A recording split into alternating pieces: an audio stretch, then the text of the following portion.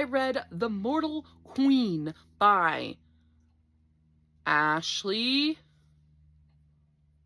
Metzler, I think.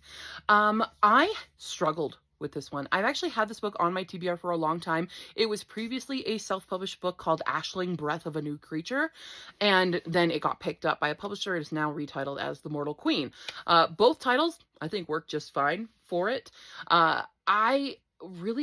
I like the beginning. I was pretty interested in, but very shortly, probably like the first 10%, I was into the book, and then it lost me for the longest time until the very end, probably the last 20%, where I was like, oh, I'm back in it again.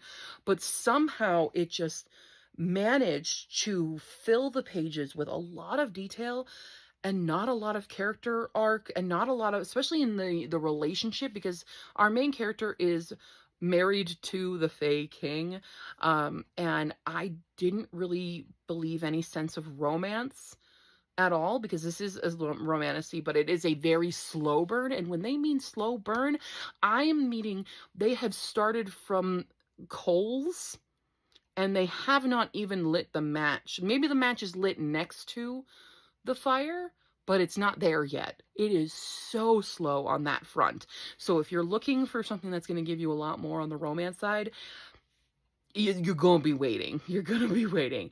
I don't even know if I'm going to read the sequel or not, because while those parts of the book did get me, I don't know if it's worth it because of how much of a struggle.